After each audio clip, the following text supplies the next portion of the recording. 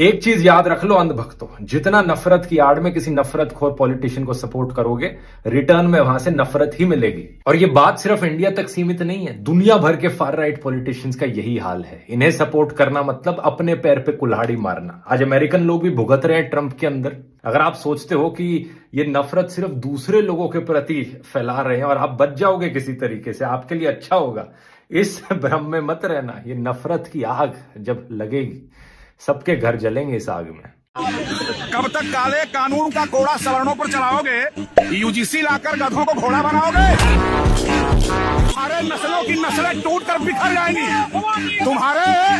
तुम्हारे नस्लों की नस्लें टूट कर बिखर जाएंगी, फिर भी तुम सवर्णों का रोआ नहीं उखाड़ पाओगे। ये हम लोगों को नहीं मालूम था कि हमारा बाप ही गलत निकल जाएगा। हम लोगों ने सरकार बनाई थी कि ये मेरा बाप है मोदी, ठीक, लेकिन बाप ही गलत निकल गया। हम लोग लावारिस हो गए, ठीक है, बाप ही गलत निकल गया हम लोगों का। बदल दोगे क्या? क्यों नहीं बदलना पड़ेगा? सब कुछ बदल रहा है तो बाप भी बदलेगा। मोदी और नीले कबूतर, नाली के कीड़े, 300 रुपए की दिहाड़ी पाने वाले तुम ब्राह्मण की औकात बताओगे? ब्राह्मण से रंगदारी दिखाओगे? दोस्तों अभी हाल ही में वीरेंद्र चौर IAS लड़कों का इंटरव्यू लेते हैं, उनकी एक वीडियो सामने आई है जो UGC के लिए बहुत खास है। आप इस वीडियो को देखें और वीडियो को लाइक और शेयर और कमेंट जरूर करें। UGC ने UGC regulation for promotion of equity in higher education के रेगुलेशंस को नोटिफाई कर दिया है। रेगुलेशन ये कहते हैं कि अब हायर एजुकेशन में, विश्वविद्यालयों में भेदभाव करना गलत होगा, उसके खिलाफ कार्रवाई की जाएगी। और आप जानते हैं क्या हो रहा है?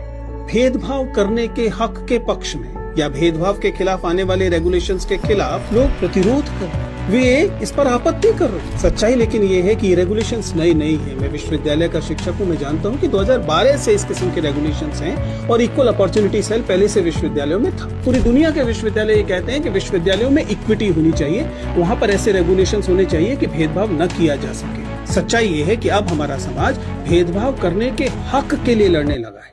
यूजीसी के आंकड़े देखें तो बताते हैं कि यूजीसी खुद कह रहा है कि 118% बढ़े हैं डिस्क्रिमिनेशन की जो शिकायतें हैं वो। इसका मतलब कि डिस्क्रिमिनेशन इन हायर एजुकेशन में होता है। कौन नहीं जानता, हम जानते हैं। IIT की स्टडी से आप पहले से परिचित हैं कि जाति देखकर अंक दिए जाते हैं। मेडिकल कॉलेजेस में जाति देखकर भेदभाव होता है, यूनिवर्सिटीज में जाति देखकर भेदभाव होता है और अन्य पहचानों के आधार पर भी भेदभाव होता है। इसलिए वास्तव में इस देश को समतापूर्ण बनाने के लिए स्वाभाविक है इस बात की जरूरत थी कि रेगुलेशंस आए।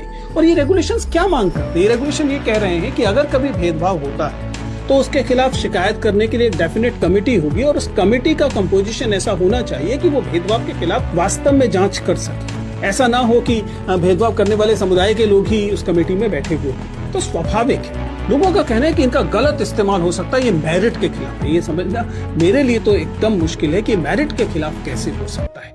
और जहां तक गलत इस्तेमाल की बात है, ध्यान रखिएगा, कोई भी एक्स्ट्रा ऑर्डिनरी लॉ, चाहे वो जेंडर जस्टिस के लिए हो रही हो, चाहे वो दहेज के खिलाफ हो रही हो, चाहे वो दलित उत्पीड़न के खिलाफ हो रही हो, वो एक्स्ट्रा ऑर्डिनरी लॉ होती ही एक्स्ट्रा ऑर्डिनरी इसलिए है क्योंकि अन्यथा जिनके खिलाफ यह भेदभाव हो रहा होता है वे बेहद कमजोर होते हैं। हमारे विश्वविद्यालयों में दलित समुदाय के शिक्षक और विद्यार्थी अभी कमजोर स्थिति में हैं। अगर उन्हें अतिरिक्त ताकत नहीं दी जाएगी तो ये भेदभाव लगातार बढ़ते रहेंगे।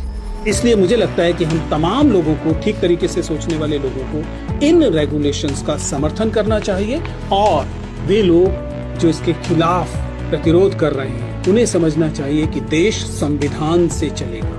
अगर देश संविधान से चलेगा तो भेदभाव जो है वो एक बुरी चीज की तरह ही पहचाना जाएगा, पहचाना जाना चाहिए।